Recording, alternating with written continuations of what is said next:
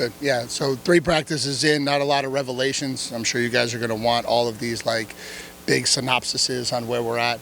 Good energy, a lot of new faces. So up and running and trying to get ready to go. So from there, what do you guys got? Coach will go to the left, Carter.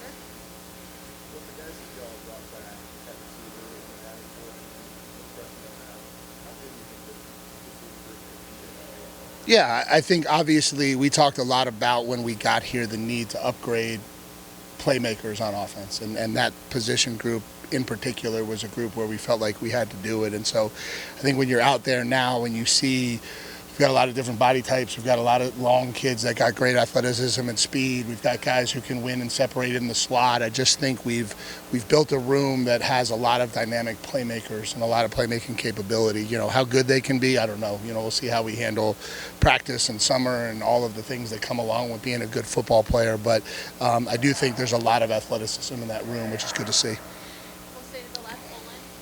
Mike, what do you hope to see from Ashton Becker? Yeah. This spring? Yeah, you know, you want to see him take the next step. You know, he's a kid that kind of got his feet wet as a starter last year. You know, went through the rigors of playing SEC football for the first time. I think as the year went, he continued to grow. His role continued to grow. He got better and better, and he's had a really, really strong offseason to this point. And you know, now you want to just kind of see him take that to the field and have that elevate to the next level. And I think that's what we're seeing through 3 days, and we'll kind of see where it goes. We'll go to the right, Alex.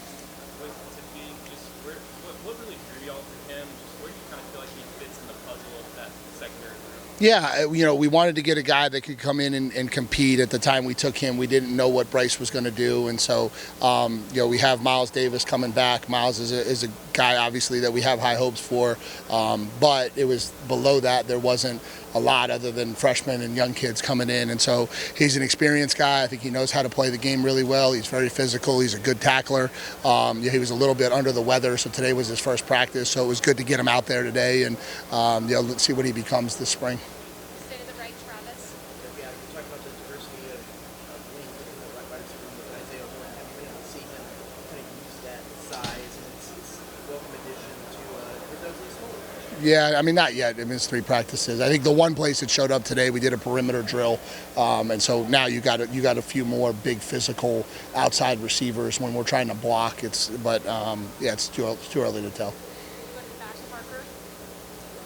What difference have you seen out of the defensive line, especially with back and just Yeah, again, another question that's way too early to ask. Today was the first day in full pads, and so you know, I think we got a lot of guys in that group that can play. I think we've got to figure out, you know, to what level and who are the right people to go out there and put that puzzle together. And so you know, it's going to be a big few weeks here through the middle of spring, both sides of the line of scrimmage with all of the new faces as we see that competition start to kind of shake out a little bit.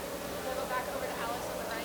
time ourselves? What do you guys like about what y'all have in that quarterback room? And just, do you anticipate the backup quarterback competition maybe lingering into the fall as well? Yeah, I mean, I think every competition lingers into the fall. I don't think if you're doing it right, you should have talented players at every position battling for jobs. And so I don't think you ever want to sit here this time of year and say this is decisions. You want to see who gives you the best chance to win and be successful when the fall comes around, and we'll see who that is. I think what we have is 2 young kids with really talented arms, and I think you could throw Eli Morcos into that mix as well, who look a lot more comfortable operating in the system right now, and so you know, we'll see again how that plays out. We'll go to the left, back, Nick.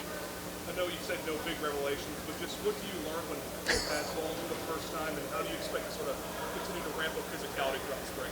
Yeah, we learned that we have an awful long way to go to be a good football team. I think that's been the revelation of practice 1 in full pads for the last 20 years. Yeah, it's I'm happy with where we are as a group. I'm happy with the progress that we made. I don't want it to come out like I'm not. But when you're comparing it to wanting to be a playoff team and where you know this thing needs to go to be successful, 3 practices in the spring, it's not there yet. Over to Tony. We obviously saw you hands on with a little bit of linebacker drill with Reference Miller. Just how important is it for you to kind of touch base with different position groups and just maybe work with some of the young guys? Yeah, I just think we've got this thing up and running now a little bit as a head coach, and so I have a lot of confidence in what's happening in most areas of the field, and so there's times where I can maybe just go back to coaching a little bit, which is fun, and so I think every once in a while it's nice to just jump in and feel like you're being productive as a coach out there. Go to the back left again, Landon. Coach, a couple different times it's been mentioned about how the offense is looking to go more up tempo and a little bit faster pace. What are your thoughts on philosophy changes? Yeah, I don't know that it's a philosophy change. I think at times last year we went up tempo. I think at times this year we went up tempo. I don't know that there's a big philosophy change there. We'll go back over to the left of Carter. Who excites you most about pro day tomorrow? Do you think it'll be more busy? Yeah, hopefully not ever, but I do think it'll be busier. It'll be good. It's good to see some of those guys. Some of those guys have been sprinkling back out to practice. It's been good that a lot of them have been coming out to practice. I think that shows kind of where guys feel about the program and about what's happening here. It's a huge day for some of the guys who didn't get to the combine. It's a day to finish up for some of the guys who did, and so I just think it's really cool to see where our program has elevated to in such a short period of time from an NFL development standpoint. And so to have, we'll be represented by all 32 NFL organizations tomorrow. I think we've got like 6 or 7 general managers coming, a handful of head coaches coming, and so it's just exciting. Alex. You mentioned Ashton just getting his feet wet last year.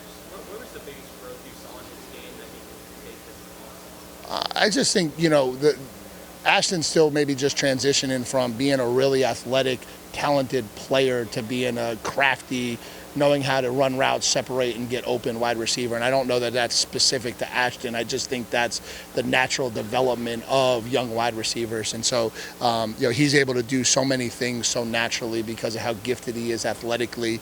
I think what you see from him now is maybe just a better understanding of route concepts, how to run routes, how to create a little bit of separation to get the ball. And I think that's the next step for him. Do you still anticipate Bryce playing at safety, or are you guys moving him around? Bryce is moving around a little bit of safety, a little bit of nickel.